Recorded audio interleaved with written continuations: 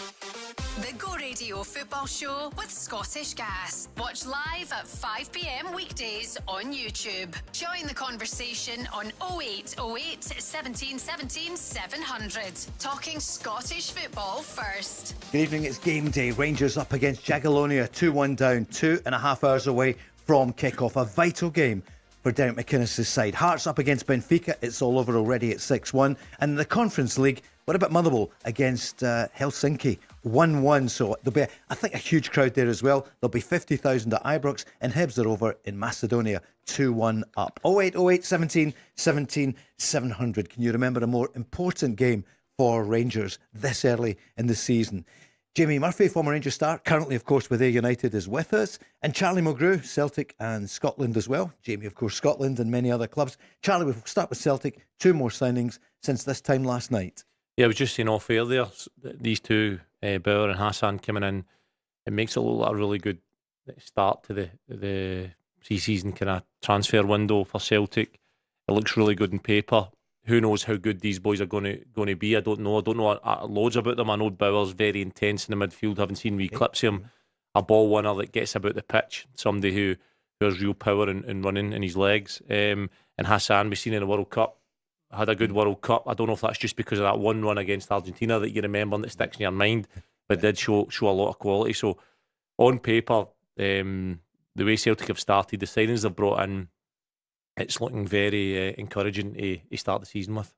It's been a good week for Celtic. Difficult one for your old club, but this could change tonight, Jamie. It is a must-win for Rangers, and I'm looking at the odds and all the rest of it. Rangers are the favourites. Yeah, and so they should be. They'd got it wrong last week in the game. They weren't good enough, quite clearly. Jagiellonia were comfortable on the ball and they wanted to play, so if they do that again at Ibrox tonight, I'm expecting Rangers to go after them and win the game. Can they go out and get rid of the performance at the weekend? I know Derek McInnes said he was reasonably happy with the performance, that it was the result that was the problem, but I think they have to fix a lot of things tonight. It's absolutely huge. Rangers fans, give us a call if you're off to the game. 0808 17 17 700. Jamie, we were on this time last week with Andy Walker and we thoroughly enjoyed it. It was a watch along we did with Rangers TV, and it was Tom that was on along with the one and only Jamie, wasn't it? It was a brilliant night to sit here and have a game on the background, but Rangers need to take encouragement for that performance in the second half. I thought they dominated the second half over there in Poland, and they need to take that into tonight. Jamie, what about Celtic signings though? Overall, Celtic came under so much pressure and criticism this time last year. I mean, so far so good. There's not such good news today about Alistair Johnson. He's injured. He was taken off as a precaution, but it looks as though he won't play this weekend. Will he play against Lask next week? We don't know. And obviously Everton have been in the wings. And Newcastle's name was mentioned. But apart from that, Arnie Engels getting closer to moving to West Ham. Apparently a bigger offer in today from the London club. Yes, it's a big window for Celtic. There'll be outgoings, I'm sure, over the next couple of weeks. Celtic fans will be hoping it's not players like Engels or Johnston who've been big parts of their team. But again, everyone has a price. If the riches come from down south and West Ham or however for players, then it'll be good business if they get a lot of money for them. But, on paper, so far, it's been good for Celtic. The signings have come in. They've come in with pedigree. They look good. I know you can't judge them yet. Scottish football is different to many other leagues, but again, as Charlie said, on paper it looks like a really good start to the window for Celtic. Alistair Johnson would look to be a doubt for the Champions League game next week, so 6 days to go, Charlie. It's a huge loss, and it's one of the ones where if he feels in at this stage, he'll probably be very cautious, both him and the club, because if there's big money on the table potentially, and it looks like he's going to go either Newcastle, Everton, it's looking like Everton. You imagine it'll go at the end of the window, but he won't want to be injured because he won't want that move to go away. Celtic won't either, but he's a huge loss for Celtic, somebody that Celtic need to replace quickly. Ralston and Donovan are decent replacements and backup right backs, but they're not as good and as valuable to the squad as Donovan is. As Johnson is. Indeed. The Canadian Hajduk split right back Nico Sugar. We talked about him the other night. He's 22 years old. He's on the radar of Celtic. I see that there in the record today. And there's an 18-year-old, a young lad. This would be development, I would imagine, but he's down at Chelsea and he could be on his way to Celtic. It's Landon Imnyalo. But I know you won't have seen him. He's an 18-year-old. So he's a left back as well. Yeah. Right, okay. So, but Celtic will need. What about Greg Taylor? Do you think he'll be coming back? There is interest. I see Stephen McGowan. We talked about it at the show last night, and Stephen McGowan was saying in the Daily Mail, I think it was in the Mail or the Herald, that this could be on. Well, he's the type of player that it really adds to the Celtic squad. He can invert and as a fullback come inside, play. We've seen him back up our play at left back for Celtic, and I think now if he's accepting to come back, he'll understand that he's back up to Kieran Tierney.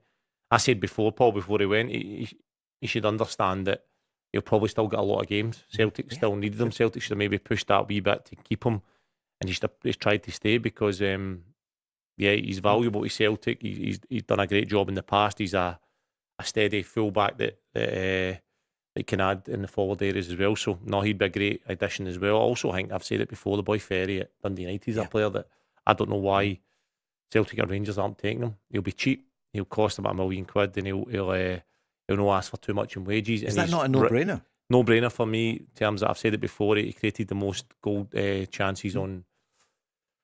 Chances in the league behind Tavernier last year. He puts balls in the box. He's a huge threat for wide areas, and I think he'd be somebody I would be trying to get. Will Ferry, you've been up against him probably.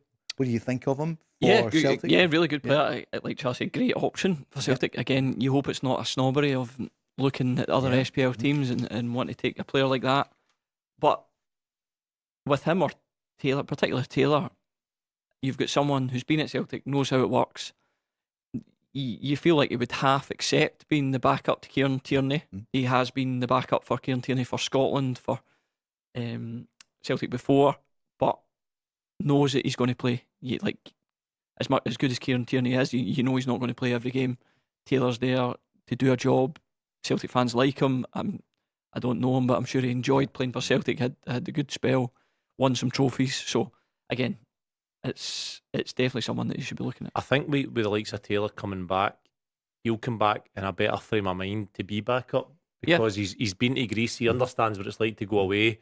He's felt what that's like, and now if he's willing to come back, it's almost like an acceptance of listen. It doesn't mean he won't fight for his place and he won't want to start, but he'll be more he'll probably be a better teammate for somebody that's coming back to be back up and be ready to step in, and he'll still get plenty of games and plenty of game time. So he'd be also a great one. I just wonder how expensive that full deal would be compared to Ferry, and that's not for me to speculate on, but I think that both would be a right good option for Celtic. It must be so hard for a manager to find players to be a backup. You've got to promise him that you're not a backup. You're going to play some games, but you know when you want to sign a player that they want to come in and play. So that kind of takes that option out it for Celtic by bringing Greg Taylor in, where he kind of half knows that he's not going to play all the time and he's okay with it. Because bringing someone in that's a good standard and them knowing that they're going to be a backup is very, very difficult. Celtic fans, what are you thinking? Call Charlie Mulgrew, Jamie Murphy, 0808 17 17 700. Last couple of nights we've been talking about the hammer blow for Rangers Chermiti. The offer of around 20 million came in a few days ago. Rangers said no. It was Turkey, wasn't it? Yeah, from Galatasaray, what we've heard. And the Turkish clubs are spending big money. We see some top players heading there. So Rangers said no. He was obviously in the plans. How cruel, Jamie, that he is going to be out with the ACL, and also who they're going to try and get. So there's some news on that. But first of all, what do you feel for Chermiti? Yeah, you feel terrible for him. Unfortunately, I've been there. It's a horrible one. You know you're going to be out. To be fair, it was a similar time that I'd done it, so I would imagine that he's probably done for the season or thereabouts, depending on how bad it is. But yeah, for everything to be going on and then to do that, it's just so difficult for the player and for the club, because I know you reject the first bid of, I think it was reported 22 million. You're still thinking you reject the first one, they'll come in with more, and you're looking at sell them. I would have thought that I don't know anyone there or whatever, but you're thinking if you get an offer of over 22 million, 25 million for Chermiti, you're probably going to take it. See if you're sitting there right now as the Rangers chairman, owner, whatever, and that bid comes in, and do you not just wrap him in cotton wool and say to the manager, listen, keep him out the squad, let's see he's got a niggle, and let's try and negotiate a bit more, a few million, I can understand that, but don't take a risk, surely. No, it was a massive risk to take. If they said no, definitely not selling him, then you can maybe understand, right, no matter what comes in, we're not selling him, we need him. If obviously there was a lot of talk of the bid, and before that, during the summer, there was bids coming in here, there, or whatever, you're thinking, again, Charlie's been there where, you know, a player's either wanting to go or a bid's come in, and it's just like, right, you just we'll say something, we'll put it out, you're ill, you're going to miss the game or whatever.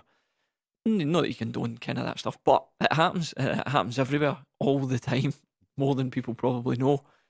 So I was really surprised that he actually played the game, even if it was just negotiations and they were still going on. And he was on the bench, wasn't he, in the first game? So the second league game he plays. I did think that was a wee bit strange. Derek McInnes was asked about it. He spoke about Chermiti. We'll probably hear it. But he actually spoke about the plans for Chermiti before the game. So I think the plan was for Yusuf to stay in. But obviously it was a big number. It was reportedly bid for him. I don't know exactly what the figure was, but obviously the club rejected that. And it's neither here nor there now, to be honest. It's done, and and I think the plan was for Yusuf to be a big part for us. But every player's got a price, as you know. So whether that would have been revisited, but it doesn't really matter now. We're talking about something that's hypothetical. And I just think we are obviously looking at maybe strengthening that area of the pitch.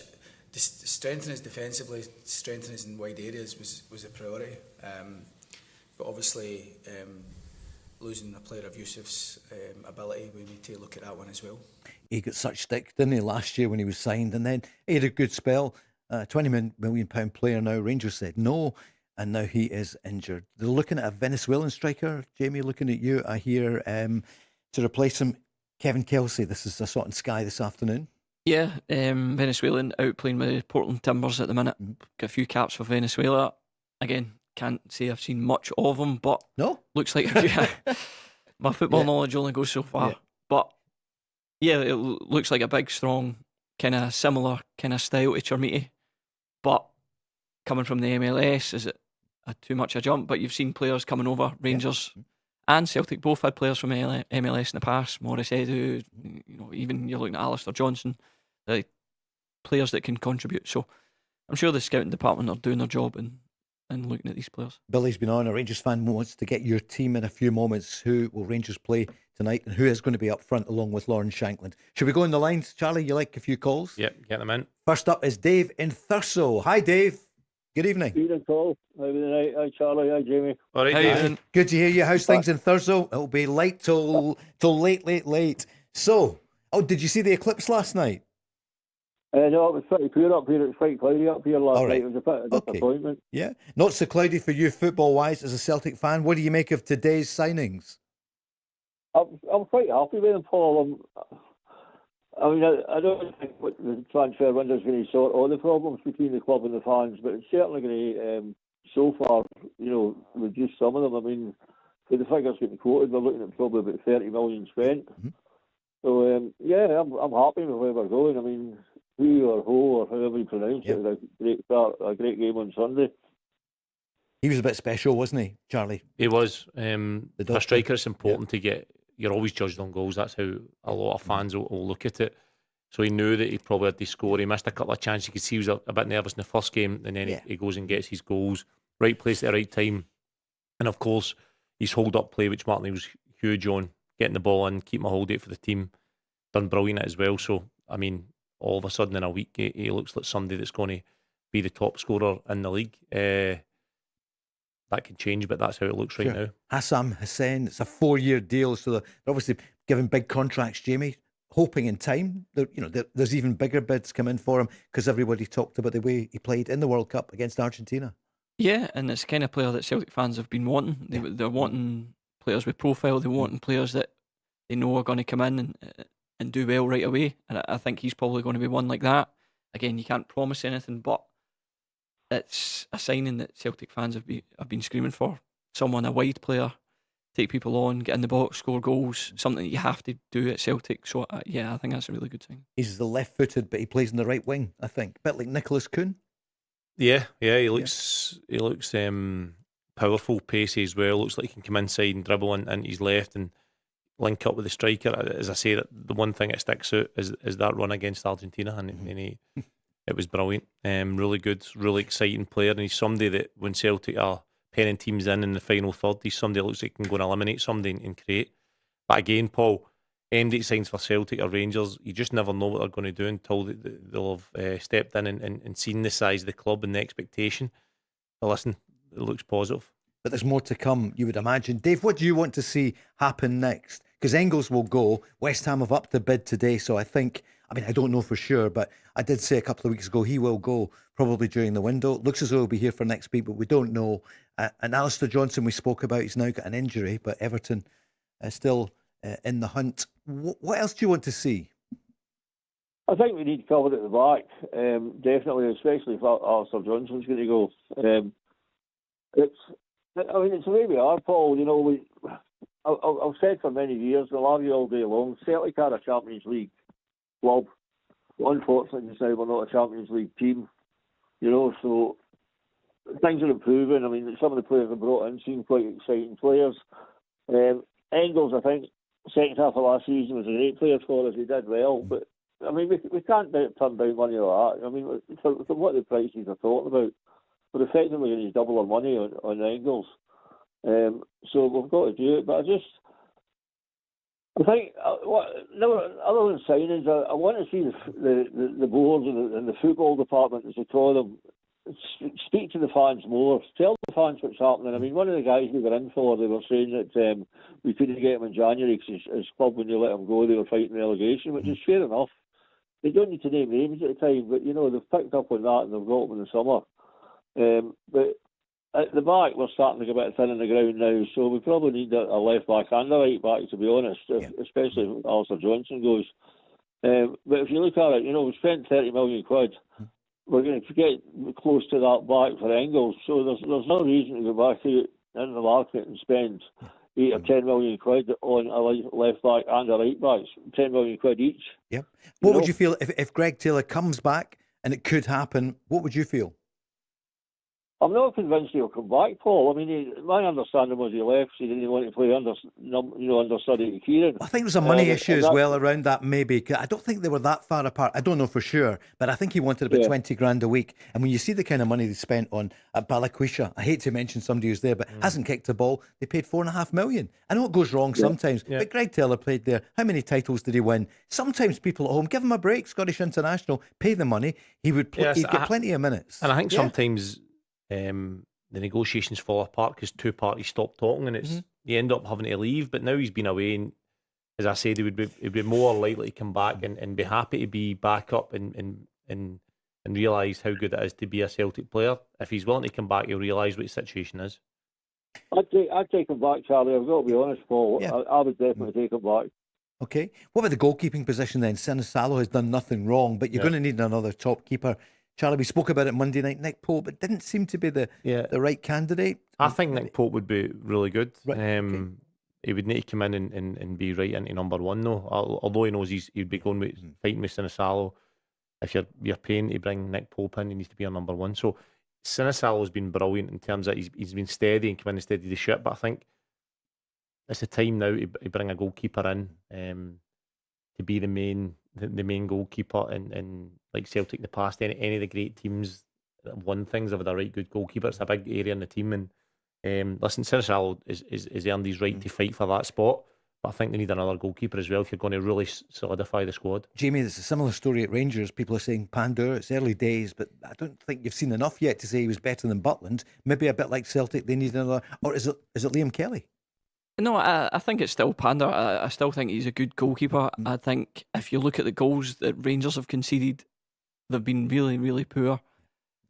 And the goalie does take a part in that. I get that, but it's not out and out mistakes he's making. It's everyone missing the ball and it goes in and he's maybe not reacted, or like deflections or whatever. Obviously, the goal at the weekend is a deflection. The second goal, of course, yeah. He's got to save that though for me. I think so. Even though it's deflected, it's really? Going far too slow. As I said the other day in the show, I had to fancy myself to save that with my feet. And that's what people are looking at. People are obviously looking at, like, you wouldn't say it's a terrible, terrible mistake, but he can probably do better. So I think it's still early for him. I think he made a couple of good saves. He looks as if he's quick off his line. His kicking looks good. Like, there's no problems with anything of that. I think maybe just a little bit of time with him and he'll be okay. But going back to Celtic, I think if Celtic are ever going to spend big on a goalkeeper, it should probably be now. They're going to make their money back on the signings so far this year in Engels and Johnson if he goes. Sure. Like, why not now go out and buy your goalie of the next 5, 6, 7 years? they try. I get they've tried that before with Barkas, and it was a disaster. But You try to ruin Dave's day. no, Yeah. but I think now's the time for them to be looking at, right, who can our first choice goalie be for the next however many years. Dave, I think getting into the Champions League, your huge positions are your strikers and your goalie for me. Yeah. And Sinisal, although he's been steady enough, he's not quite Craig Gordon, Arthur Boric. You go through Fraser Foster, Joe Hart. You know when teams have been successful, these are the goalies they had. Kasper Schmeichel ended not very well, but he had a spell where he was really good. His first season. So that's 5 top goalies. And it was that confidence of the fact that it's Kasper Schmeichel in goals for Celtic. But the amount of games Celtic play, they need 2 strong goalies. Dave, you must have enjoyed Celtic's style at the weekend at Kilmarnock, and you can see the Martin O'Neill effect. He's tweaked it a bit this season. Yeah, it was fantastic Sunday. To be honest, I do wonder how much the getting rid of the carpet at Rugby Park and putting grass down helped us on Sunday, to be honest. It certainly suited their style of play. But yeah, I mean, Martin's dropping hints now, or maybe, moving away to start playing a bit of 4-4-2 and that. And we probably need to with Duran and who up front. I thought Duran had a decent game on Sunday. I mean, he didn't score, but he had a decent game. Yeah, I think he'd love to get a chance on his own, wouldn't he? If who wasn't there, Charlie? He would, yeah, he would. You just wonder who that central 2 would be. Nygren can't play in a central 2. He's more of a 10/striker. He stands up there when he's a 10, doesn't he always come into the midfield area? So I just don't know who would be in that midfield area. You'd imagine with Callum McGregor and one other. Maybe, but I can't see Celtic playing a 4-4-2. I think they're far too set in their ways, and the way they've been playing a 4-3-3, 4-2-3-1 is what the players are used to and what suits. Dave, thanks so much for your call. 0808 17 17 700.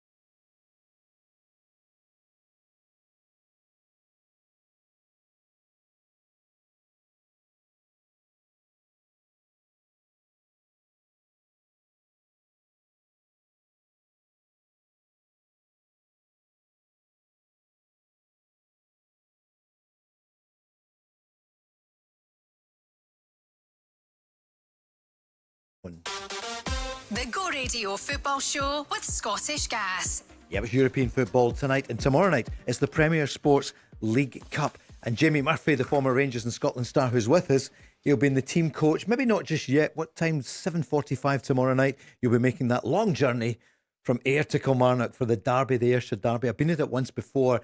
It's a magical fixture, Jamie. How much are you looking forward to it? Yeah, really looking forward to it. We're sold a good amount of away tickets as well, Yeah. which is important. 2,500 or thereabouts, I Yeah, believe. up till 3, I think. 3? I think there's maybe Fantastic. Yeah. some left, but Yeah. most are gone, which is great. What's your starting lineup? Give us it. Yeah. Nah, He's a pro. we've not been told yet. We've not Yeah. been told. You're on tomorrow night, Charlie? Yeah. Yes, I'm On doing the the programme? I'm doing the co-coms and the. Could they not get a... No. Couldn't get MD Anna else, McCoy's not available. just James me. McFadden, what was it? No, it's great you're on tomorrow night. I'm That's doing good. aye. That's brilliant. My, Good- sec- good my fun. second or Yep. third go to co-com, so I'm looking forward to it. I'm also doing the kind of chatting punditry stuff before and after. So Excellent. I'm looking Yeah. forward to the game. I can't wait for it. Yeah, looking forward to it. Some game tomorrow night with Kelly against that Ayr United. Great What way kind to of kick crowd? off the What weekend. kind of crowd we talking? Yeah. But I think Ayr have got the full behind the goal. I So think what- most of it has been sold. Brilliant. There's Yeah. a few hundred left or whatever it is. Good start to Maybe the a bit more, season so- as well. We're doing really well. Yeah. The manager and Brownie's assistant are really good, really organised. Boys know what they're doing. Tough game. I mean, Yeah, there's no doubt sure. about it. We're not the favourites. We're the league below. Yeah. Kilmarnock doing well. Obviously, never had a great result at the weekend, but play nice football, good pitch. Yeah, so a big one to look forward to for us. Right, we're going back on the lines in a second or two, but here is Derek McInnes speaking about the game tonight. Look, he's had he's seen most things in the game, but being manager of Rangers is like nothing else. And he's been speaking about the fans and the role they can play tonight at Ibrox. Listen, it goes without saying how important it is for us to try and crank it up tomorrow. We want the pressure to be on the opposition, not ourselves. And you saw last week in Poland, for those who were there, just how important the atmosphere was. I think for the home team last week. But it would be nothing like Rangers and Ibrox when it's at full pelt. So hopefully we can give the crowd something to get behind tomorrow, and it's up to us to try and give them that encouragement, because they're desperate for something to get behind, and we want to try and deliver a big performance tomorrow if we can. And I wonder if Kueb Driash will be revealed beforehand. I think the deal is done. The medical apparently was fine, so the PSV winger could well be there tonight. Jamie, what's your team? If you were the manager of Rangers, what do you reckon tonight if you were Derek McInnes? I mean, there is positions on the pitch where he's a little bit stuck. Roman's getting injured was massive. Again, Chamiti, you're really only left with a couple of options. So I went for Pander and goals. Sterling, I think, comes back in after missing the game there. McCann looked good in the game at the weekend. So I've got him in alongside Fernandes. And then I've got, we're all guessing at left back. But from what I've heard, Dan Neil's played there before when he was being younger or whatever, and he's left footed, so he's just an option for there. So I've put Dan Neil in at left back. I think Raskin and Devlin still in the middle. I think they were all right at the weekend. I don't feel like there's any need to change. You could see maybe a Chukwueze coming in, but he only played 45 minutes last week, and that's the only time he's had. So I don't know if he brings him back in. I think Yokota starts. I think he's looked lively in the games he's played. Obviously not full fitness yet. He's only getting to 60 minutes or whatever, but I think he starts the game. And then I went for Gassama over Curtis on the left this time. Again, just a change up from the weekend. I think he needs to change one or two, and Shanklin and Nadiri up front. I think Charlie? There's not a lot of options up there at the minute. Mayovsky obviously would be in the best. Charlie, what do you make of that lineup? Yeah, I didn't realise he was injured at left back. Is it Romans? Out for 8 weeks, 6 6 to 8 weeks. Yeah. Yeah, that's a big loss for Rangers. So I tend to agree with that part. I would still be playing Finlay Curtis. Yeah, I think that he has unreal from a winger's point of view. What did you think his performance last week? Oh, brilliant! I mean, the reason Rangers were so dominant in the second half last week and created the chances was because of him. It wasn't his greatest game at the weekend, but it wasn't anyone's greatest game. Yeah. And he was feeling ill, the manager said. Did he as well? Yep. So you can see that. And playing for Rangers is hard, but it's even harder if you're a young player, young Scottish player with a lot of pressure on you. So I don't think he's going to play every week. I think maybe this is a season where he establishes himself, and then you get to the point where he has to play every week. This is not his chance tonight, though, Jamie. You say, Finlay, go out there and do what you did in the second half last week. Be a hero. Yeah, I think it could be, but if that was going to be the case, I probably wouldn't have played him at the weekend. Okay. I'd have played Gassama. But yeah, they're like, he could not surprise you. He could go out and play Curtis. Gassama could come off the bench again, or he could play like a number 10, Shanklin or Nadiri, drop out probably Nadiri. So there's a few different ways he could do it. All right, Rangers fans, give us a call. 08 17 17 700. Next up is Martin, a Celtic fan on the line. Hi, Martin. Good evening. Hi, good evening, Paul. Good evening, Charlie. Good evening, the other lad. I can't remember your name. All right, Martin. Hi, Martin. How are you doing? Jamie Murphy, come on, yeah. Hey. All right, Martin. Yeah. Charlie. Yes. Charlie, just as an honest opinion, can you see the Celtic are 3 or 4 players away for a good run in Europe? 100%. I don't think, especially under Martin O'Neill, when you look at some of the performances last year in Europe, Feyenoord away sticks out. You just think that you remember the team that went to Seville, obviously, as well. Yes. Yeah, when you see these signings come in the door, you start to think, because it almost feels to me that Celtic are going to run away with the league this year. That's what it feels like right now, and it's early days, but that's what it feels like. You'd imagine that as early days to me, Charlie. But you see these players like hitting the ground running, yeah. You know, and that's a positive. 100%. I think there's no reason why Celtic can't. But first things first, they need to qualify. Yeah. And it's so early in the season. Teams can catch you cold. Your new signings might not have settled. So that's first things first. Qualify, and then a Martin O'Neill team at Celtic Park in the Champions League. Anything can happen. We've seen it before. We got to the last 16. Exactly, We've got to the last 16 Charlie, with the fans behind us. And the good thing about Martin O'Neill also is he's willing to sacrifice possession sometimes and be hard to beat. And he likes the simple things done well. Yeah, there's no reason why Celtic can't have a good Champions League run, but first things first, let's get by the Austrian champions. Did you play any big teams at that time? Like Barcelona? I mean, it does seem ages ago, doesn't it? Since they were in. I know it was only 2 seasons ago, but last year was a disaster for Celtic. Yeah, I can see where you are talking Barcelona, but I think Celtic on their day can be the biggest team in the Champions League. That might be biased, Charlie, you know, but with the players coming in, Mr. however you pronounce it, and they're not the biggest team in the Champions League. I mean, I think it's a positive move, you know, and I think hopefully I'll take the pressure off the Celtic board, and then Michael Bork coming in.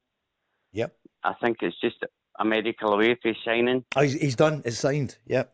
It's brilliant. I mean, that's absolutely fantastic. But I don't.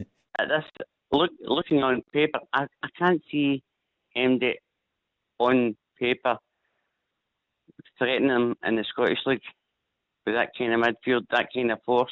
I know Dyson had the press, you know, but I think Ho looks to me like, how do I say it, like the new Henrik Larsson. He's got all the attributes. He's got the headers, the goals, the finishes.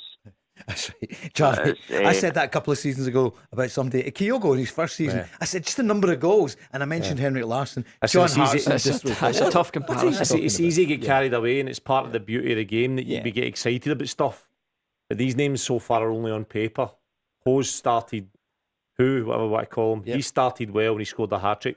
Duran's all right. Is he an out-and-out winger? Is he a striker? We're still question marks, and he still started okay. Hassan and Bauer look like great signings on paper. How are they going to react to being at Celtic? There's a lot of ifs and maybes. We're excited and we know that it could be brilliant. It's only on paper. To talk about being the best team in the Champions League or the biggest team in the Champions League is unrealistic at the moment. If Celtic can go and qualify, for starters, I think they can go and have a successful Champions League campaign under Martin O'Neill with these signings, but it's still only if buts and maybes at the moment, because right now it's only been a good start and that's it. If buts and maybes, Charlie, but I think Duran's a typical centre forward, you know, and this leaves the option open for him to come in and rest Casper Ho. I mean, he might not need the rest, he might not want the rest, but it gives the young lad, you know, the space to play in the centre forward position. I think he likes to play in that centre forward position, and his goals come in that position.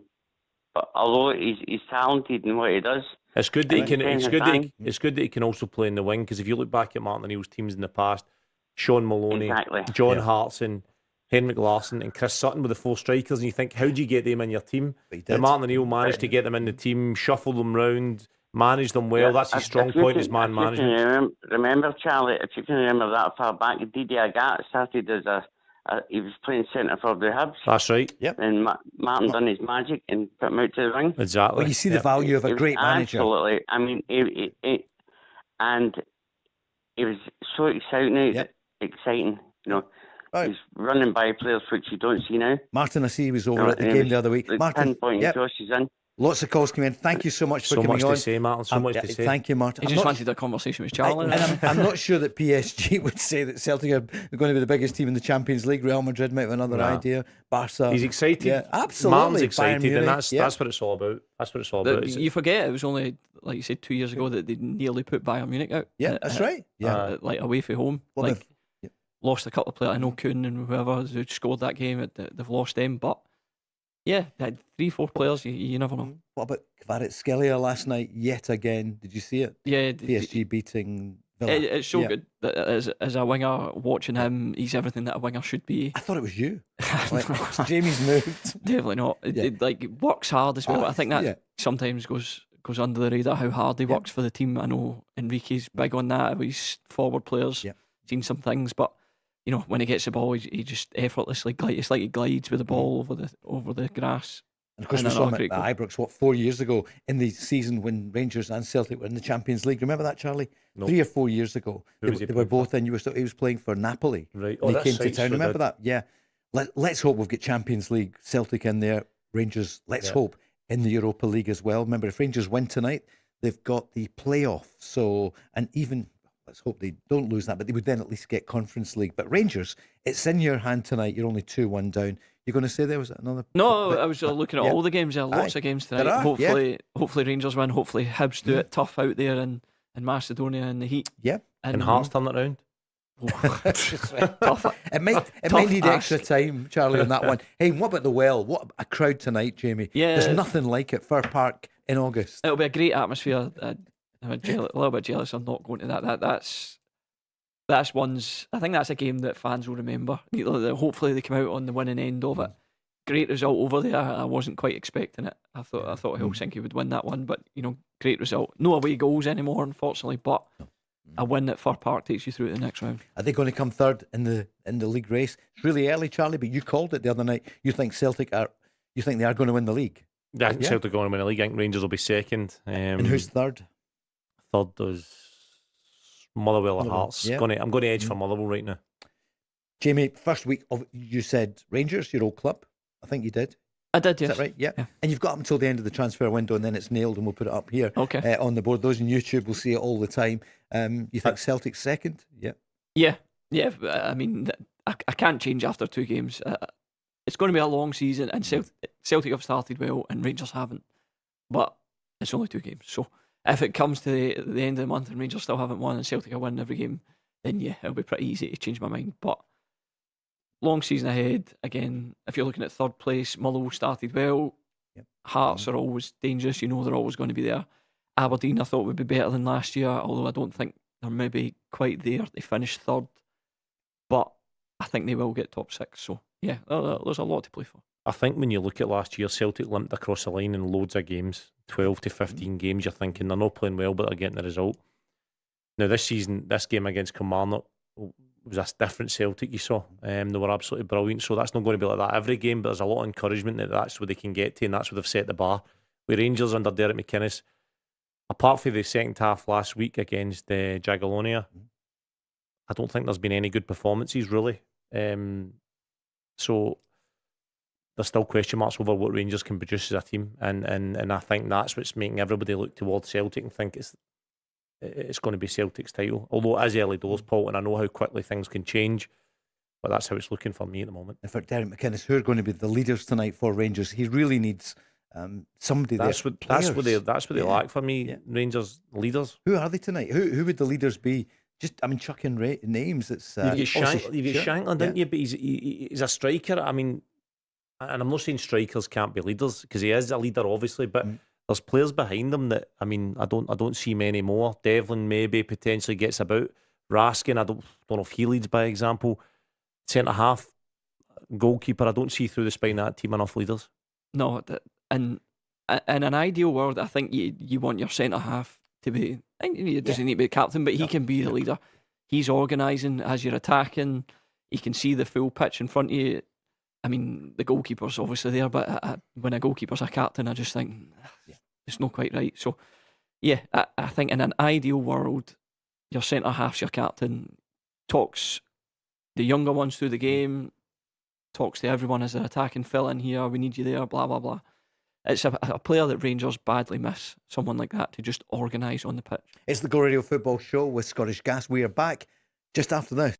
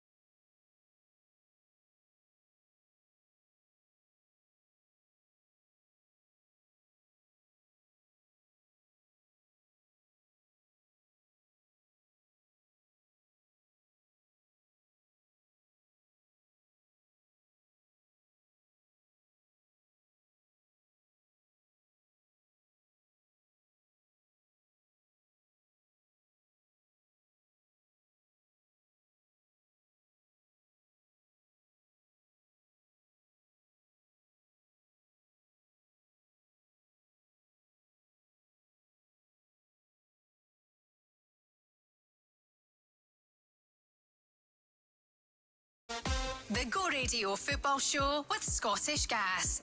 A lot of calls coming in ahead of the game tonight. I've got the Hibs lineup has just come in for the...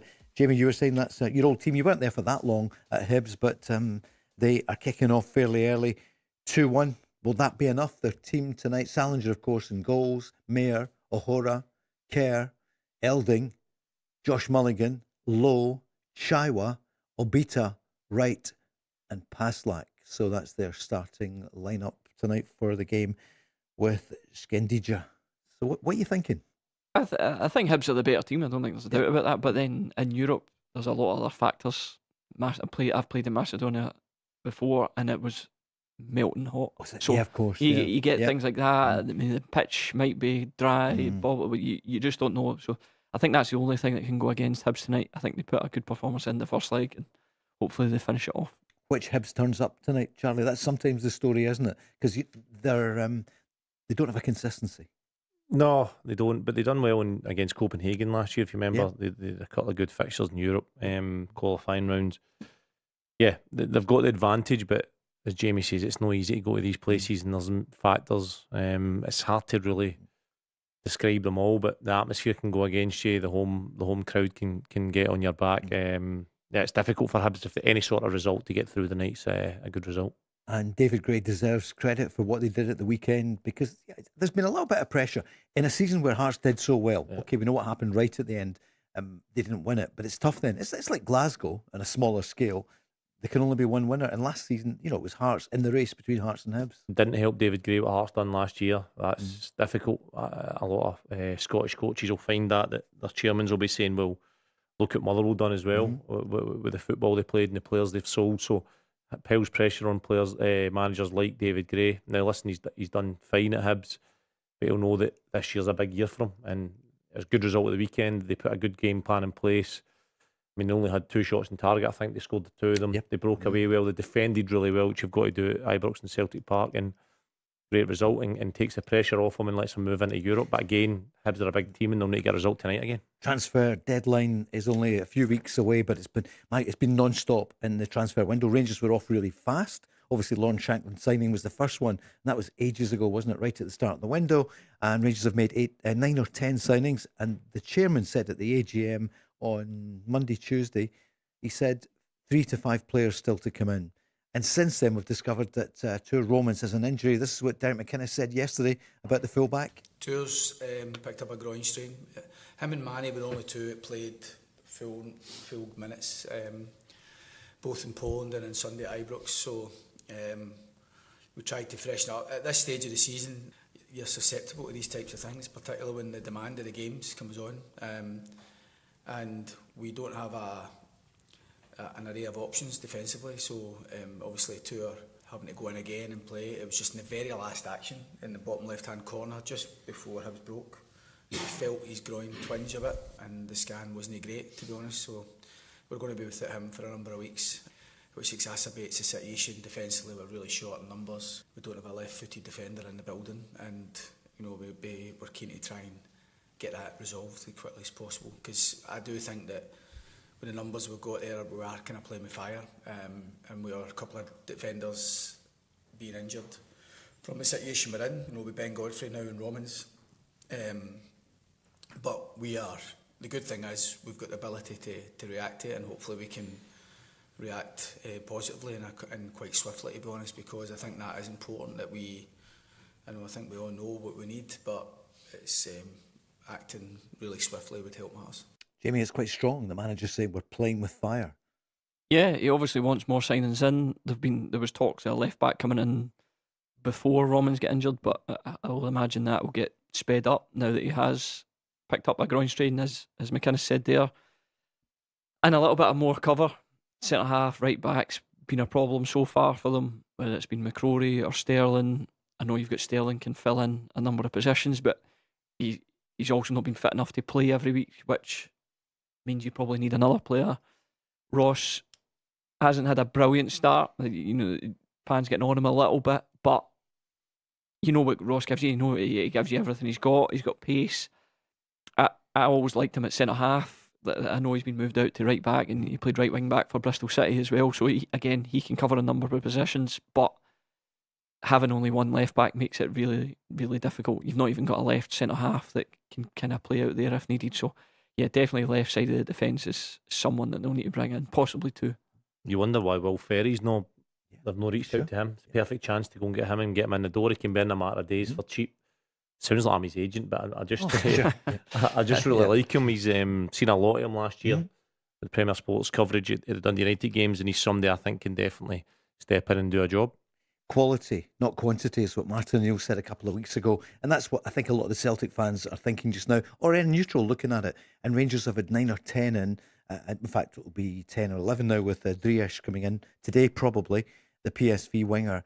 But is there enough quality there? And it looks as though there isn't. There's maybe squad players in there. Derek McInnes must be desperate to find, it's never just an 11, but an established team that can go, if they're all fit, that's who I'm going with. Yeah, I don't think he knows that. Yeah, I think that's Rangers' probably biggest problem. It's you've got that many options in centre midfield. You've got like 4 or 5 players who could play. Obviously, sold Diomande, so that was one out the door. You still got Chukwueze, who's hardly played. Dan Neil looked all right in the games he's played, but I know he kind of gave the ball away for the goal last Thursday. You've got Devlin, Raskin. What happens if you don't sell Raskin? You've just got a number of players in there, but you're short at the back. Now you're maybe short up front with Chimiti's injury. Yeah. I know they still got Mijovski, who's not had a chance so far. Who? I'm just saying it because he was brilliant. You're right. I know. I know you're saying like he's not came on in any of the games. I would expect him to play a part tonight at some point. What's happened with Connor Barron then in the midfield? I see they're saying West Ham are interested in signing him. 23-year-old. Seville have joined the race as well. Yeah, even mentioned the centre midfield. I forgot about Connor Barron, which he's not in the European squad.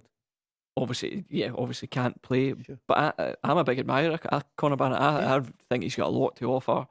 I think arguably gives a bit more than Devlin. I know people out there, but Devlin wins the ball back, blah blah. But I think Connor Barron is actually better on the ball and looks for a forward pass, probably more than Devlin does. But I mean, there's this conception out there that Barron's maybe not good enough for Rangers, but I don't think that's the case. I think that he showed last year he can be an option for Rangers, but with the amount of centre midfielders in there, I don't think he really gets a chance. Did you see the BBC stat on Cammy Devlin's forward passes? No. He played 110 passes against Hibs. How many were forward? I don't know. It's either really high or really low. 10, 20. Yes. Less than 5. 5. Was it 5? 5. Wow. 110 passes in a game, 5 forward. Wow. And you're at home. Yep. To Hibs. Yep. And Rangers need to dominate, get forward. I mean, Peter in the city centre was on earlier on saying we're too slow.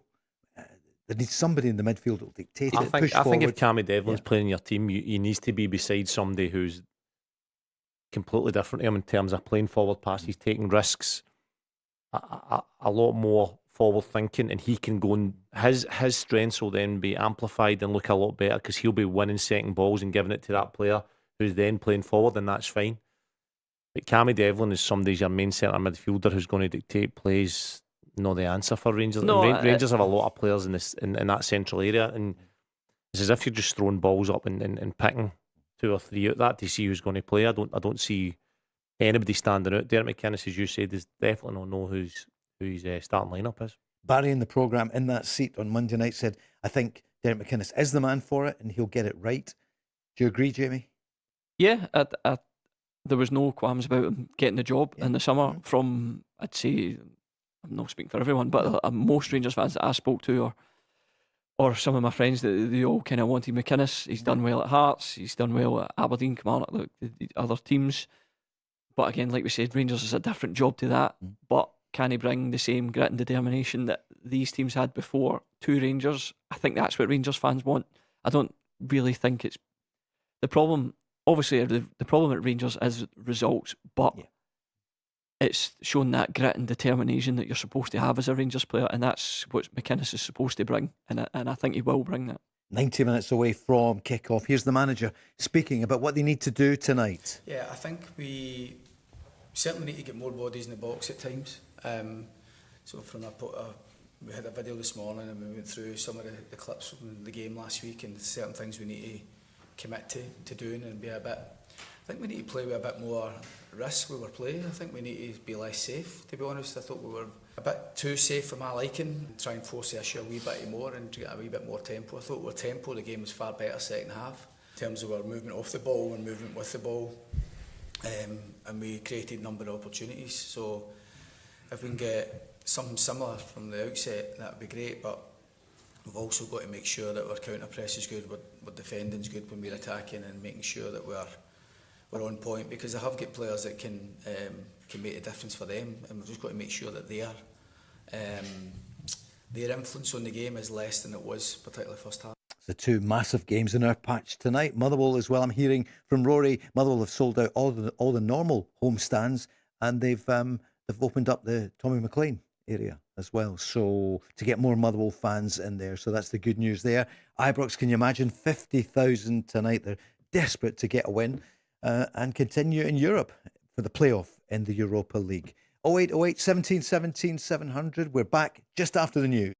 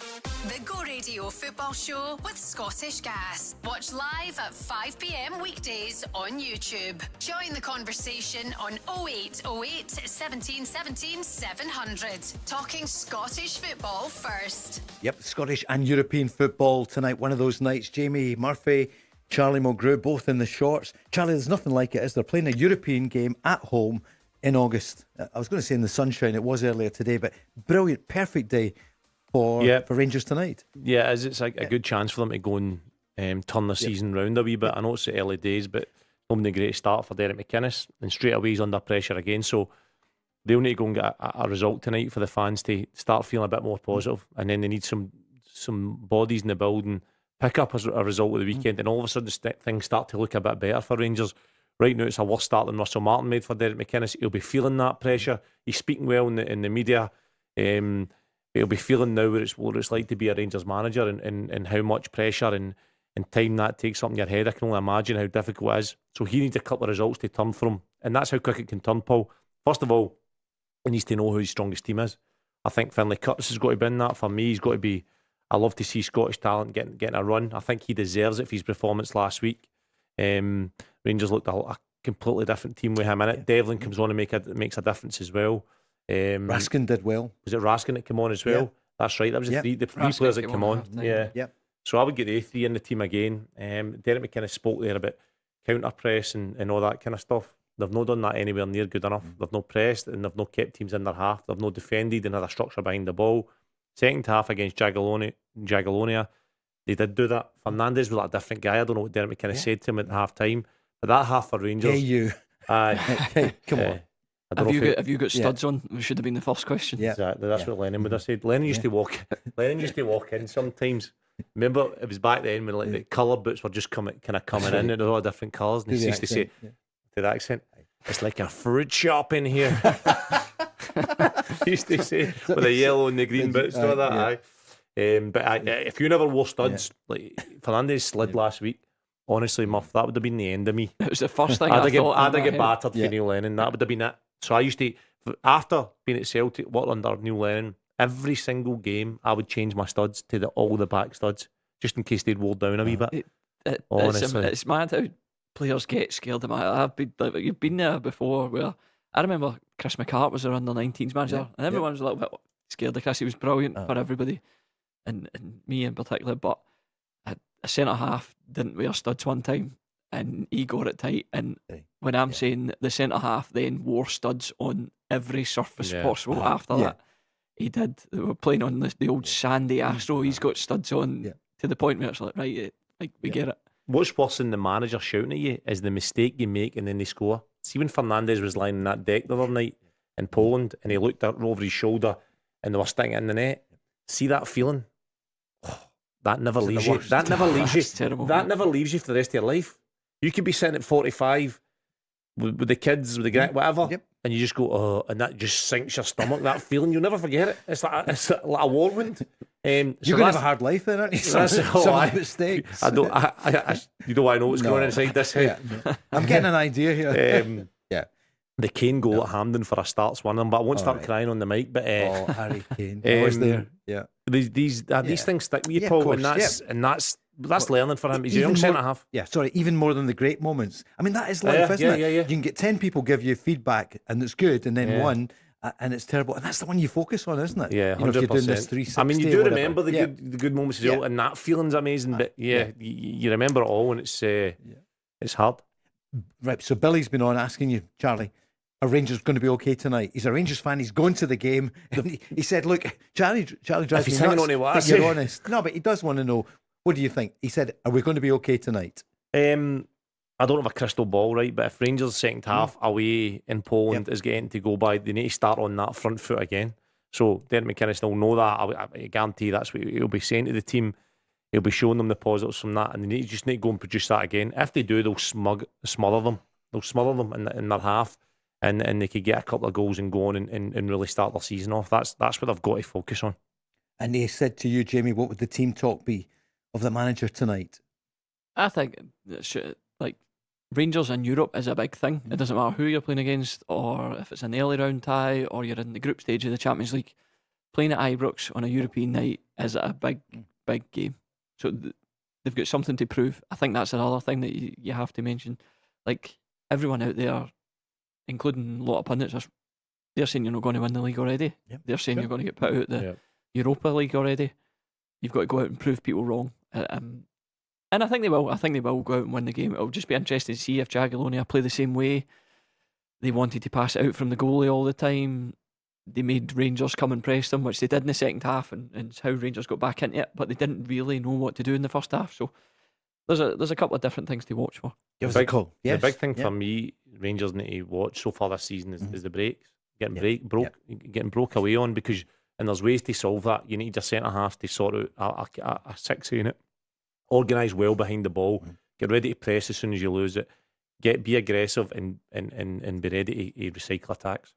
Week 2, getting into week 3 of the season, and Derek McInnes was asked, what's keeping you positive? It's been a maelstrom since he came in, hasn't it? I mean, there was a great fanfare at the beginning, as there should have been. Derek McInnes at Rangers makes sense, but it's been really tough. 3 games, no wins, 1 draw, and 2 defeats. So, Derek, who is keeping you? What's keeping you going, keeping you positive?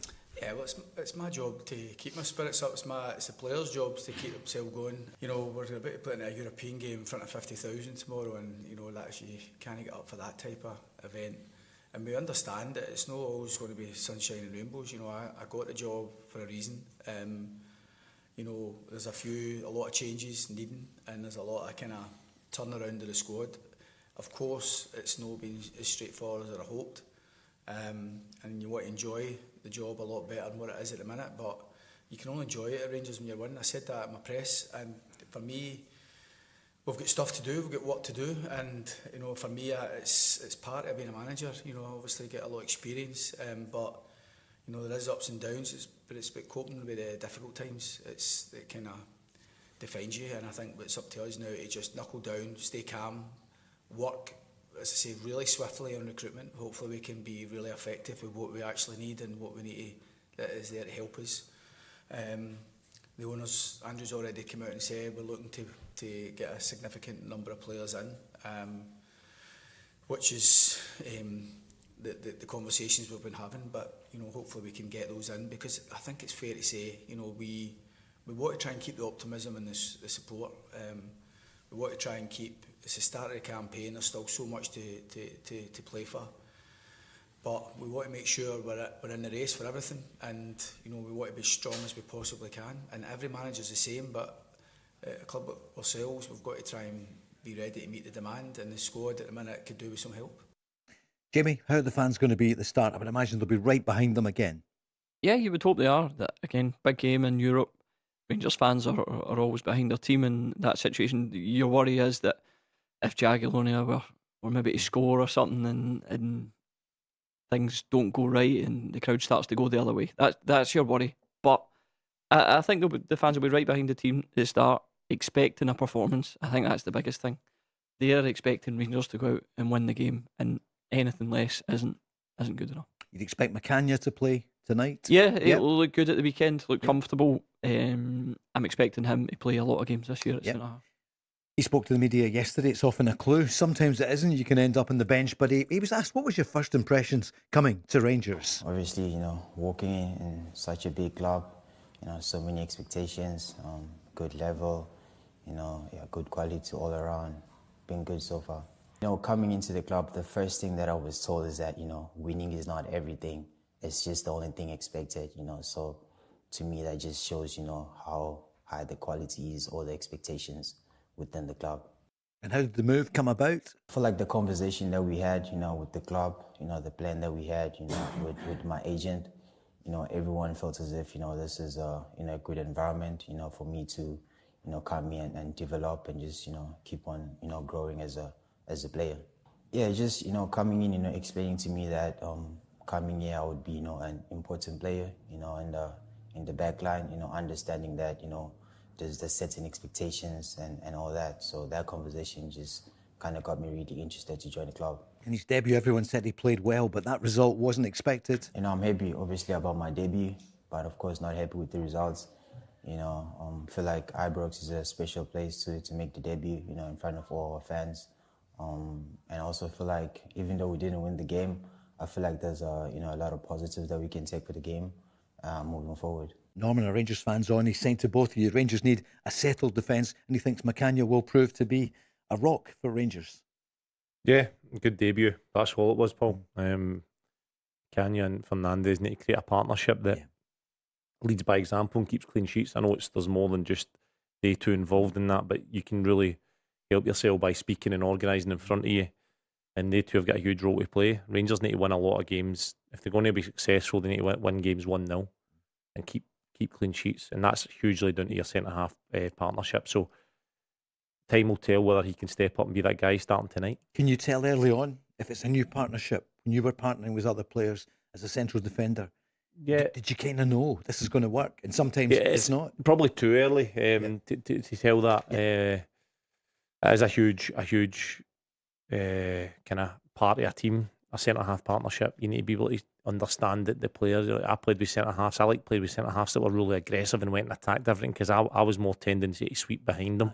Yeah. So I would let them go get most things unless it was obviously on my side, and then I would go behind them, and I like dealing with the flick-ons and whatever came over. So it's really important that they two understand their roles within that, and who does the speaking, and who I speak about when they guard against counter attacks. Two of them are a huge part of that.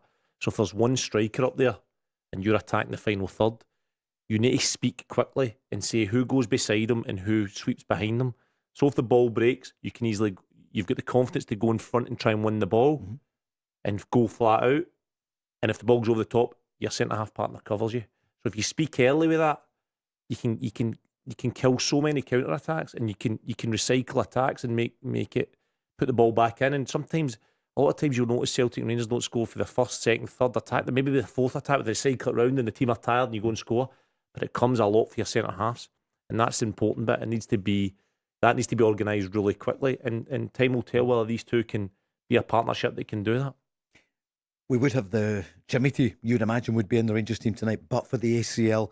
A terrible blow at the weekend. Derek McInnes was asked what's happening then about replacing him, bringing another striker in. So again, we're kind of trying to be quite proactive with that and seeing what is available. Obviously, number 9s are normally the most difficult ones to get, and we just look at various options at the minute, and then we try and land on trying to get the right one that we would complement what we've got at the top of the pitch. You know, obviously we're looking for a bit of pace at the top of the pitch, and ideally something with a similar profile to Yusuf. But it's all right saying what you want, but we'll work hard to try and get as close to what we want as possible. Here's the Rangers lineup. It has just dropped 35 seconds ago. So it is, of course, Pander in goals, Sterling, Fernandes, McCann and Neil. Jamie, that was your back four, wasn't it? Right, yeah. I think, yeah. Raskin, Asgard and Yokota. Yep, I think that's what you said as well. And he's going with Gassama, with Shankland and Nadiri. That is what you said, wasn't it? Just Devlin. Oh, Devlin. And right. Asgard is the only difference, right. which I don't mind. I mean, Asgard forward, thinking I was going to say he didn't have a great game last Thursday. He was really poor last Thursday. He gave the ball away a lot, which was the opposite of what he was at Dundee United. I thought it was really good against Dundee United. He scored a great goal, and then didn't play well on the Thursday. Obviously, then didn't play at the weekend. So yeah, you don't mind Asgard coming in there. Do you think he plays a 2 in there? Yeah, I'm looking at the team now, and I'm trying to think where he'll play. Maybe play. Is it like a 4-1-3-2? Are they going to press? Is Asgard playing as a number 10 and behind Shankland and the Dairy? Is he playing wide? But then, where's Gassama going to play if that's the only position he can go? So yeah, it'll be interesting to see how they line up at start. But so the front two are the front two, aren't they? Nadiri and Shankland. You would, yeah. And then behind that, you've got a midfield. The four of Yokota. Is it? Gassama, Gassama, Asgard, and Raskin. I mean, I wonder how they're going to make it up. Maybe a diamond. You wouldn't put a diamond there, would you? Because they're too narrow. Gassama and Yokota will play wide. I think Asgard's in as a sort of midfield and two. That'll be interesting. Finlay Curtis starts on the bench. A lot of Rangers fans will not be happy. Charlie, that was the player that you pointed out when we were on last week. He was the outstanding player in the second half. I said it the other day. It's always the Scottish. I feel as if it's always the Scottish young boys that take the hit. I feel as if foreign lads and lads that come from down south get more chances. I don't know if you think about that, Jamie, but that's always seems to be the case. Totally true. I would say totally true. Totally what I think as well. There should be more opportunities for Scottish players, not just in the SPL, but for Rangers and Celtic. If Finlay Curtis produced that, if it had been Olsen, if it had been Gassama that produced that performance last Thursday in the second half, and then he produced what he produced against Hibs, Gassama done what Curtis done, Gassama would be back in the team tonight. You reckon? I would. Yeah, I definitely reckon. I mean, is he on the bench? Yes, yeah. Curtis. Sure. So if he's fit enough to be on the bench, he's not unwell, he's fine now, I'm assuming. For me, he should be playing for Rangers tonight. And my tip is he'll come on and make a difference. That's what I'm going to throw out there.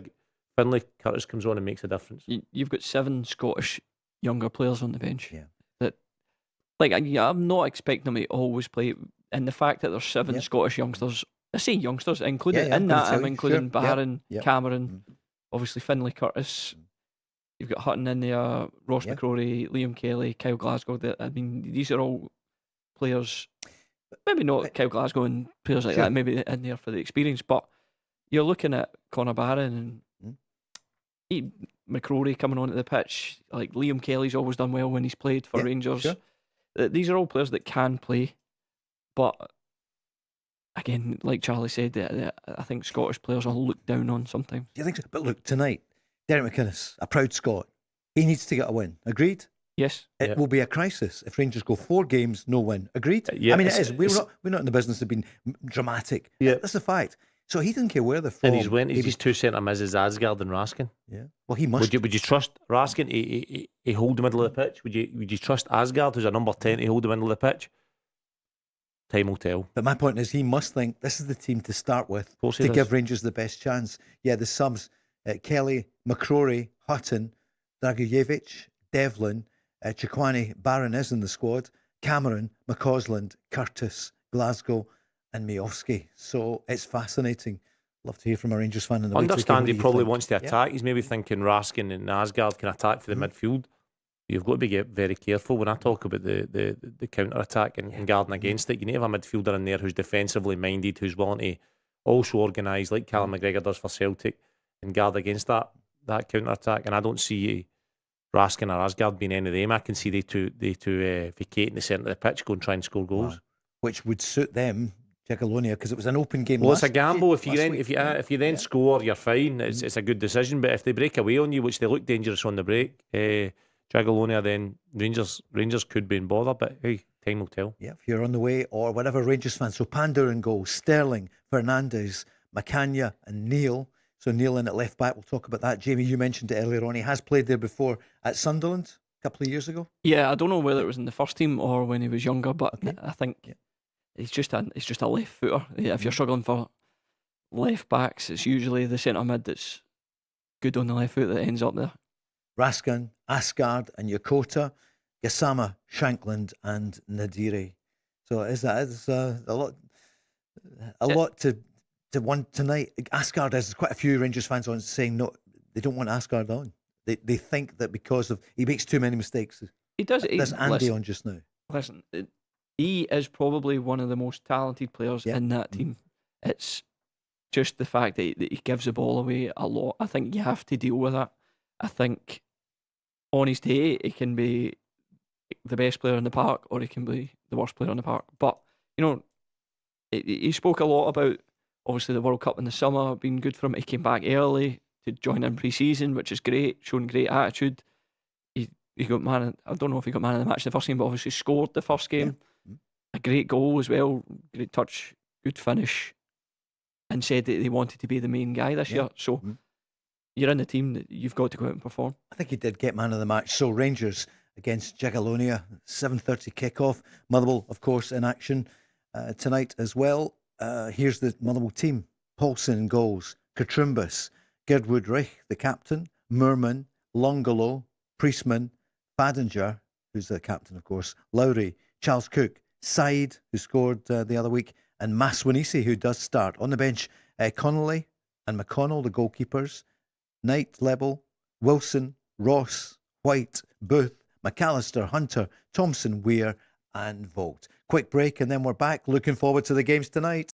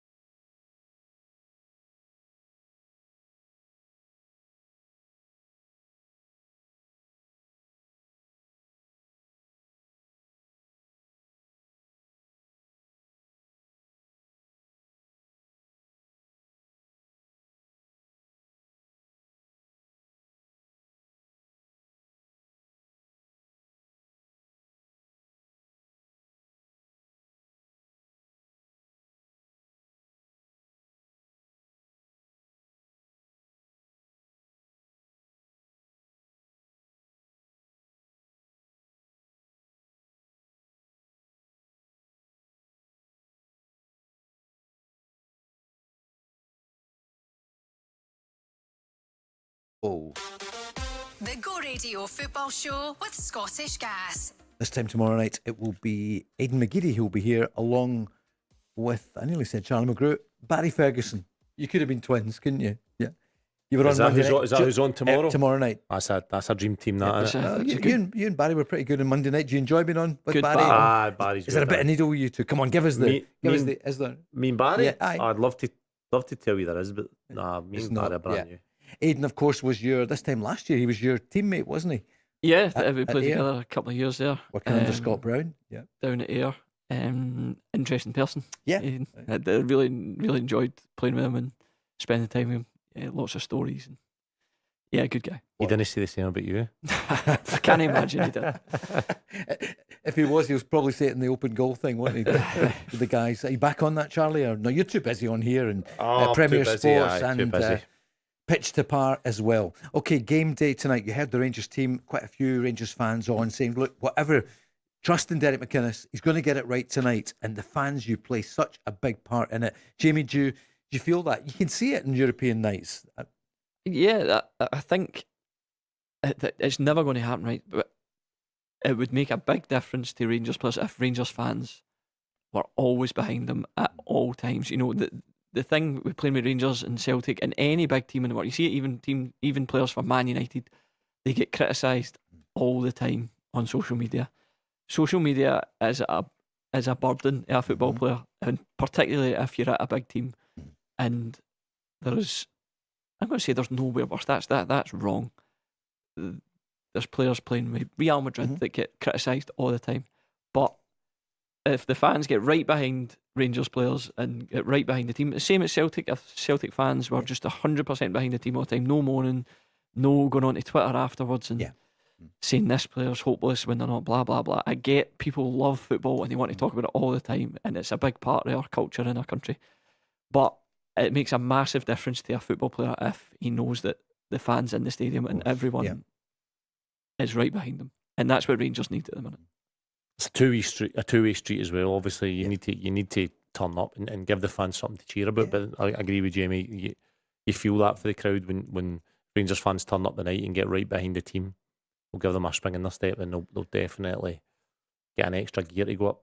There isn't a worse feeling as a player. Well, there's plenty, but that feeling of you're maybe under a wee bit of pressure. You've maybe not performed in the game previous or whatever, and you've got the ball.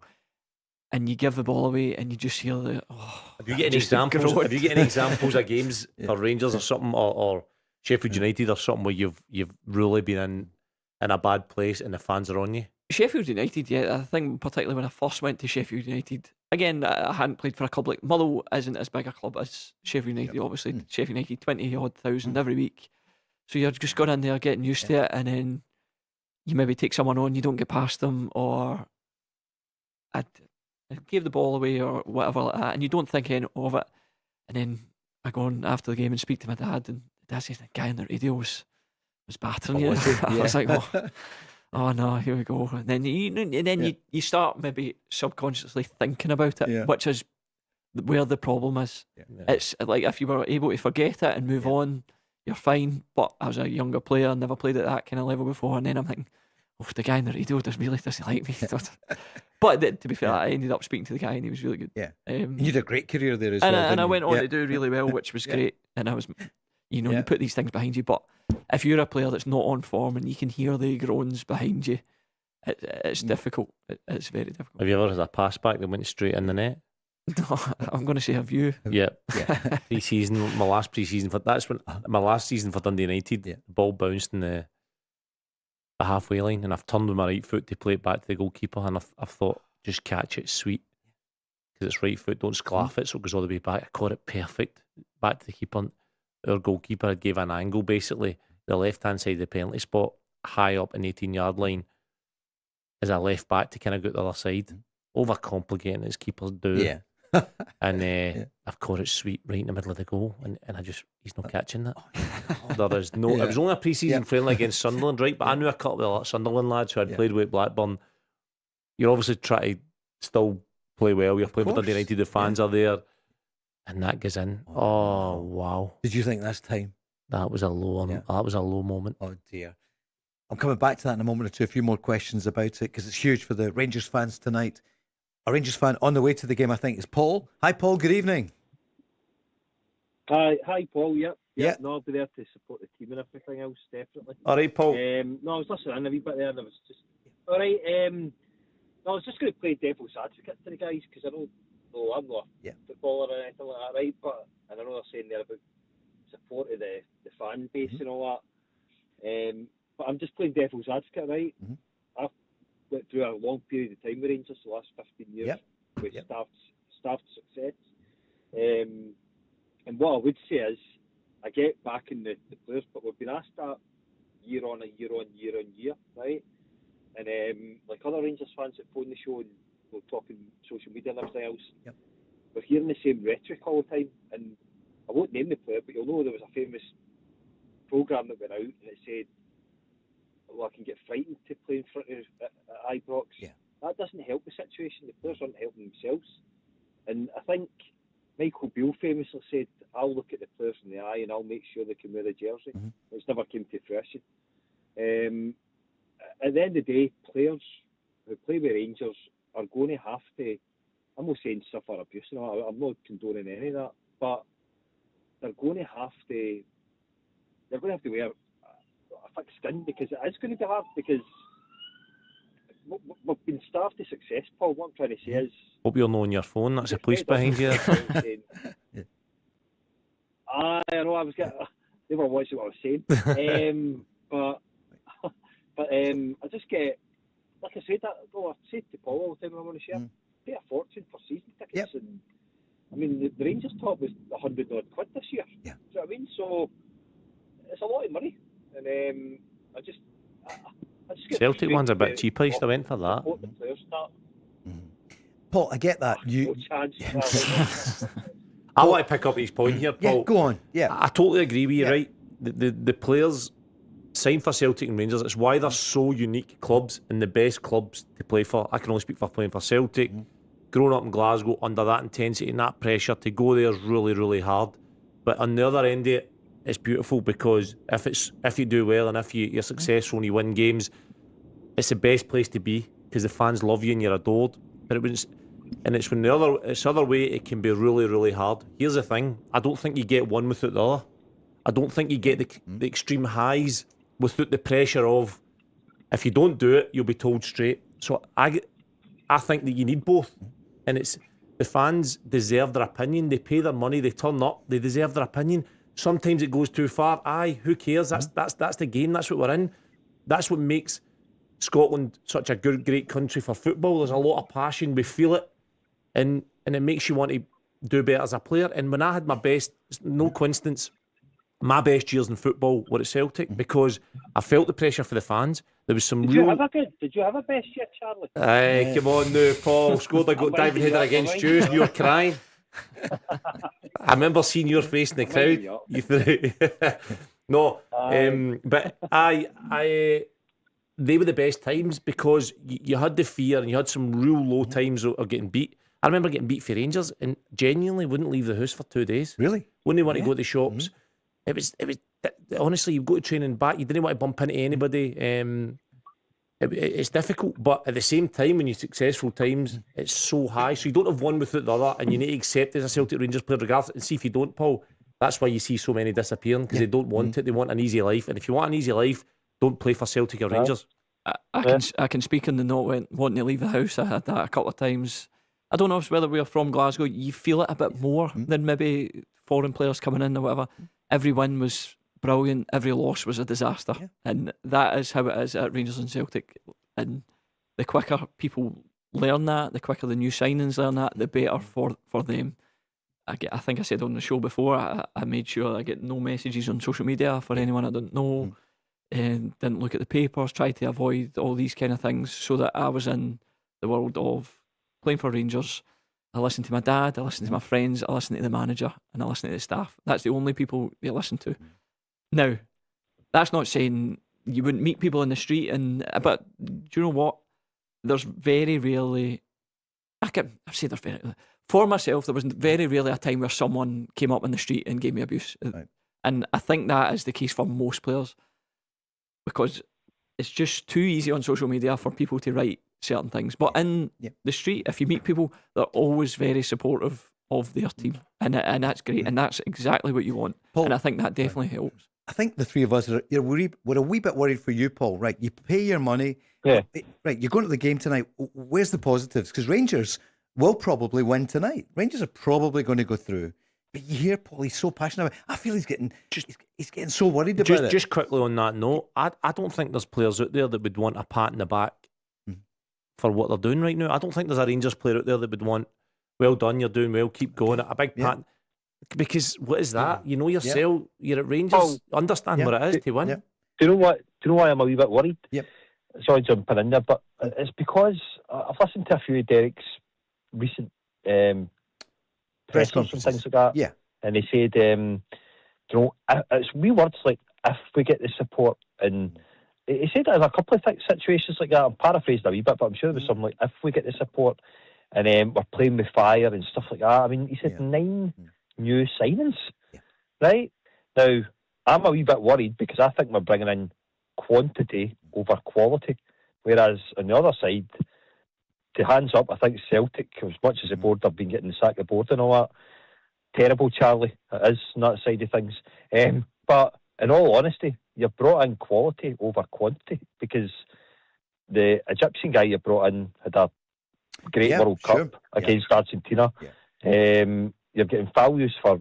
I think Raskin played a stunner at a World Cup. I'm very, very surprised. I mean, he played brilliant with Tielemans. I mean, I think he was a star player in Belgium. He's getting no kind of bids coming in. Again, is that the recruitment team of Rangers? They can't move players wrong, so I don't think they can. So I'm worried in a number of fronts, Paul. I'm worried about the recruitment team, quantity over quality, and particularly with Derek. It feels like, and I would be interested in what you think, working the media, and also what the guys think, but there must be something in that, because he's saying wee hints as if we're not getting players in quick enough, or what do you think? Because that's what I'm seeing when I'm watching these. Well, there was the phrase "playing with fire," which we spoke about in the first hour. Look, time will tell. I'm looking at your team tonight, and you mentioned Raskin could do it in the World Cup. What a chance for him tonight, Jamie, to get in there, lead that team. Shanklin's the captain, but Raskin, international player as well, and show the Rangers fans like Paul what he can do and that he wants to be there. Yeah, and I expect him to do that tonight. I expect him to be a leader. If he's the only centre midfielder on that pitch, he's got to be the one getting on the ball and dominating. As well, I thought he had a really good World Cup. I think everyone was just expecting him to go, I think, after the World Cup, and that's not been the case. Now, there might be a number of factors to that. I don't know if he's big enough for the Premier League in terms of size. You go down there and everyone's 6'2", strong, quick. I just don't think he's that profile of player. So if you're not looking at the Premier League, you're looking at somewhere in Europe, and are they going to pay the same amount of money as a Premier League team would? I don't think they are. But the Rangers fans, like Paul, want him to perform he's a Rangers player, he's getting paid good money, he's talented, he disappeared at the end of last season, maybe he had a good reason for it, but he was fine for the World Cup. He owes Rangers a performance tonight, and these Rangers fans. Yeah, he does, and I think Rangers fans would be delighted if he's still here after the window. Now, if you go for 25 million for him, is he going to be here? Probably not. No. But while he's at Rangers, and if he's going to stay at Rangers, then he has to put performances in, and I think he will. Rangers team, if you're just tuning in, Pandur, back four of Sterling, Fernandes, Macania and Neil, Raskin and Asgard, Yokota, Gassama, Shankland and Nadiri. So what do you feel about Finlay Curtis being on the bench, Paul? I want Scottish youth to be in, Paul, as much as I can, definitely. I think DeSamers blows hot and cold. Yeah. A good impact player. I mean, against Hibs, he made a wee bit of a difference, but he's had chances. Derek gave him chances and then he's not got it. He said what I was worried about as well, Paul. It's chop, change, chop, change, chop, change. I don't think Derek knows his top 11, to be honest, and that's worrying me because we've had all the pre-season as well. Right, here comes Charlie. The worrying thing for me on your point there is McCrory, Goffrey, I know he's injured, Devlin and Dragovic are these signs and on the starting 11 of a team that you would think Derek McInnes has picked his strongest 11 what he sees. So that would indicate that your point of the 9 or 8 signings that they brought in, he's unsure with quite a few of them. And fans were baffled about what he did. Well, he's not sure about last McCrory, weekend. clearly, because he's known the team and they need the right back to play. Goffrey's injured, obviously. Devlin, who's one of the main signings, in and out, kind of make his mind up on them. It's, it is. But another side of the city is it looks brilliant in paper, but again, there's a lot of unknown in there, and it's still early days. This is what he said yesterday about transfers. Obviously, with Tour's injury, we've been looking at various options, so that's kind of ongoing. So without kind of getting into the ins and outs of that, and we're trying to bring wingers in. It's in the hands of the recruitment team to try and get that over the line, and these things nothing's been finalised with anything yet. So obviously waiting for that to play out, but hoping we can get some good news, hopefully by the close of the day or tomorrow. And maybe you'll see, obviously not playing, he's not registered, but Kueb Driash. I don't know exactly where he is right now, but I think for us, we've been linked with a lot of players. Obviously that one's gained a bit of momentum and we are quite far down the line with that, but I don't know where it's at currently, where it's and as I say, once we know, we'll know, but I think all these things are still ongoing. Scoreline tonight, Paul, what do you think? You're going to be there. What's going to happen? I think it'll be quite tight. Maybe I think I'll go 2-1, Paul, and I think we'll go into extra time. That's my feelings on it. I don't think we can't get they'll score a goal. The defence isn't great, but I'm hoping maybe Shanklin gets a goal, and maybe Nadiri, and maybe scrape it hopefully in extra time. Maybe the crowd will get us through it, and hopefully that gives a wee bit of confidence to Derek and the players. Because we've been unlucky with injuries, Paul. Of course, can't take that away. Yep, absolutely. Chimite, Romans, Moore. You're right. I would rather have the bad luck at the start of the season and then maybe become good at the end of the season. That's what I'm hoping for. But no, I'll stay confident, and I think we'll get past. But this mob there's no easy game in Europe, is there? No. Paul, thank you so much for your call thanks at a lot. Ibrox tonight. Cheers, Paul. We'll find out what Jamie thinks the scoreline will be, and Charlie as well. 0808 17 17 700.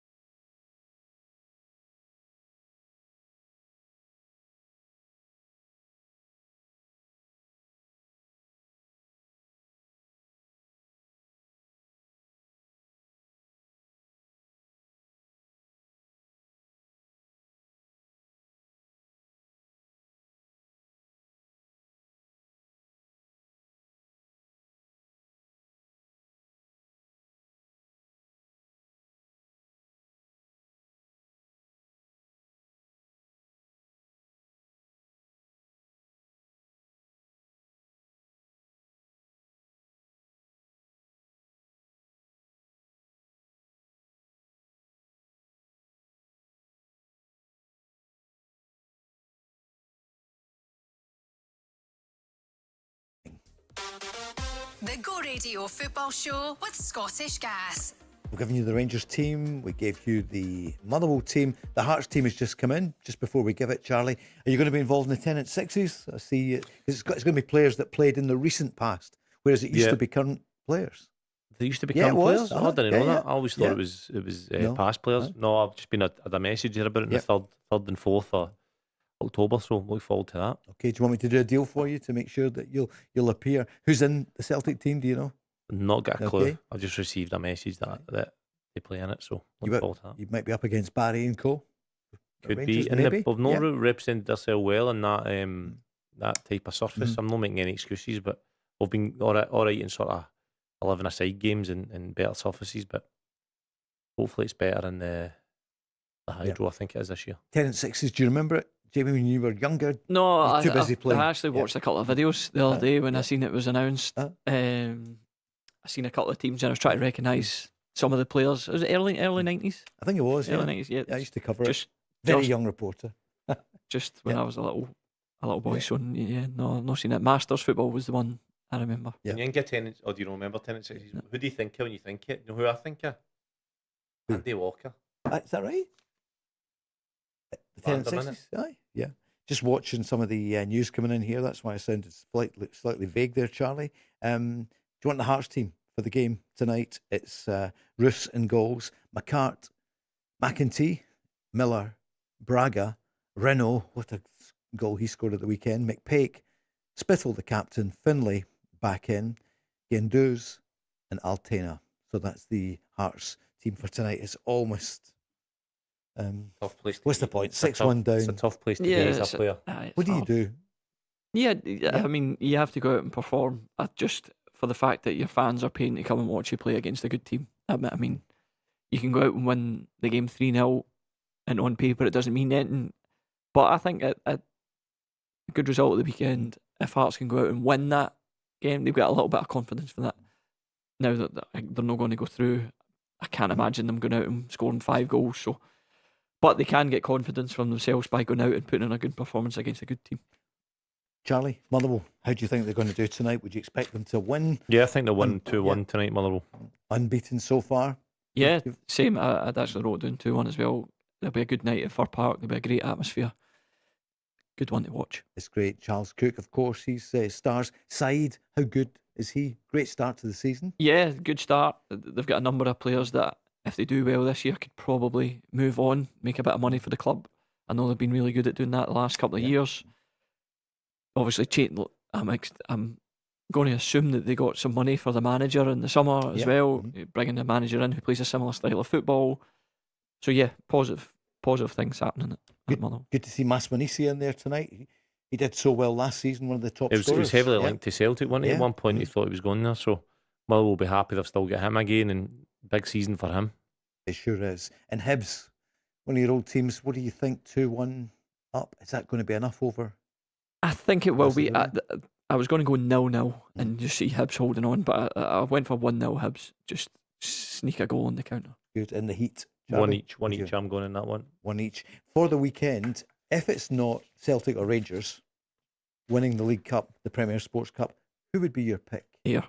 Of course you have to say that, exactly. Right. Quick as a flash. No, I know. And I should have said in your case, and if not Ayr United, but hey, listen, you never know. They had a great record, I remember, under Gordon Dale going to the final, didn't they? Yeah, tough game tomorrow. Yeah. We'll see after that. Okay. But if not, then Motherwell. Yeah, hopefully Motherwell. Motherwell went a long time without a trophy. Yeah. It'd be really good for them to get a trophy. Absolutely. Charlie, if not Celtic or Rangers, who? Because it's St Mirren that have got the trophy that I don't think many people thought would happen last year. No, I think it'll be Hearts. Do you? Yeah. Hearts, there you go. Hearts. Throwing Hearts in the mix. Hearts. It's been so tough for them, isn't it? I mean, if they were to lose Braga, which there's no sign of it so far, no. He was the player of the year. Are you surprised that nobody's come in for him yet? Well, we don't know exactly if MD's come in, but obviously not big enough if there has been. I'm surprised. I mean, I don't know how much Hearts want from him. Maybe I'll try to keep him a bit longer, but he's somebody that would definitely, you would think, would move on for the season he had, but I don't know why he's not. Good player. And Jamie, I see that Hibs will demand a fee in excess of $4 million before they would agree to Miguel Chaiwa. They don't want to lose him. So over 4 million. No, but that 4 million seems like a lot. It does, doesn't it? Obviously, a good player. Yeah, done really well for Hibs. I'd be surprised if they got 4 million for him. I don't know if that's just them saying that so that no one comes in for any bids lower than that. Yeah, good player, but I'm not sure about the 4 million. And a worry for Morton fans to see Ian Murray saying he fears that Morton might have to forfeit matches if they can't add to the squad. So it's a really tough position they're in. Yeah, hopefully not. Hopefully they do everything right and they continue. Listen, there's been talk outside investment at Morton, which, from the sounds of it, they need. But at the minute they've got younger players playing, which isn't necessarily a bad thing. It gives them the opportunity to play. Can they play enough to show promise and get sold for a bit of money that brings money into the club? I know Morton fans are doing everything they can to make sure the team's got a chance this year in the Championship. So yeah, I mean, hopefully things look up for Morton. Charlie, we'll see you on Monday. By then we'll know how it's been going in the Cup. I was just going to say, who cares about Morton? There's no one Morton fan listening. Oh, do you reckon? Let's move on. I'm going to ask you Dundee United. You interrupt. I was about to ask you about. There is actually Leslie Ann's listening just now. Morton fan. Dundee United Celtic. You looking forward to that 2-year-old team? Yeah, big game. Yeah. Big game. Dundee United, bad result last week. They'll be looking to respond because they look strong against Rangers. Probably suits them to be more pragmatic and hitting the counter with the speed they've got. I like Forbes, the centre back they got for West Ham. Heads everything out the box. Big game. I'm looking forward to that one for Premier Sports. Celtic obviously on a good run, getting the new signings in, so should be a good game. Rangers St Mirren is on Sunday at 4. A long way away. Rangers have got the game tonight. So Charlie, I'm going to put you in it. Kilmarnock or Ayr? Who's going to win tomorrow? You'll be there. Oh, I fancy Kilmarnock. I know Jamie's sitting here as well, but they're the favourites, and I think that they'll win by a couple of goals. Jamie, looking forward to the game tomorrow night. We'll be. But that's what you actually would like, when it puts the pressure then on Kilmarnock. No you pressure. Can just sneak. No pressure on you. Not expected. There's not. I don't think there's many people out there that would make us favourites and probably pick us to win the game. Now, that doesn't mean you can't win the game, but for the supporters down there, for both sets of supporters, it's a big game to them. It's a big game to the players. So, yeah, I think it'll be a good one. A fair one, if any chance they shouldn't play Jamie. it might be true. Final word will be on Rangers playing tonight, but as Celtic fans on, Mark saying, great business today, thanks with Mika Bauer getting him at last. Brilliant day. Yeah. Celtic going for strength to strength, results, signings. Yeah. It's strength to strength for Celtic, isn't it? Yeah. Really positive for the fans. It's looking good. But what do they still need then? Given that Engels will probably go. Need a right back because Johnson's going to go. Sure. Engels is going to go, so you'd probably imagine you need another midfielder to replace Engels, or is McCowan the man to step in? I think they'll have one eye on that. A backup left back because Kieran Tierney's not going to play 60 odd games, so somebody with quality in that area, and potentially a goalkeeper. I think they're all right centre back. Scales is coming back. He's back up to Carter Vickers and fighting for trustee space. So I think that Celtic are in good shape right now. Another striker potentially. Another one potentially. Yeah, sure. Martin O'Neill. I think Martin O'Neill likes to have. I know they've got Osman there still. Is that right? That he's no left, so they'll still get him. So I don't know. Maybe another striker. And for Rangers tonight, then this massive game, Jamie. What do you think is going to happen? I think they'll win the game. I think. You're hoping that they don't concede because then that's a big game changer. But I think they'll do enough. I think they'll win by 3-1. But sorry, just quickly, I've been looking at the team there. I know some texts from some friends. They think it might be a back 3, back 5 for Rangers. All right. Okay. So you've got Neil in midfield with Raskin and Asgard in front of him.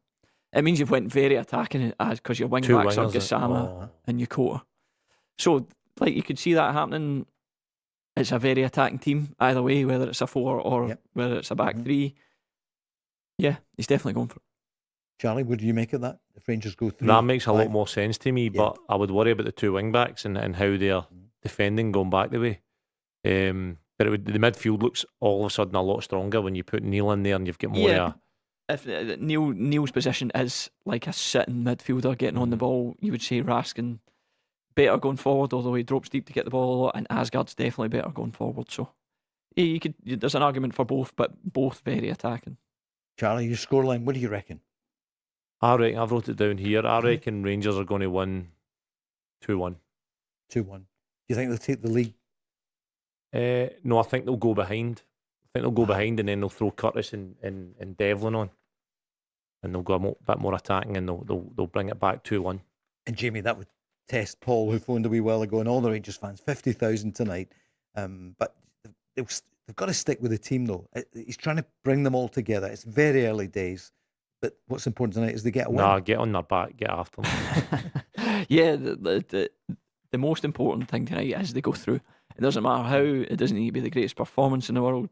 They just need to get through.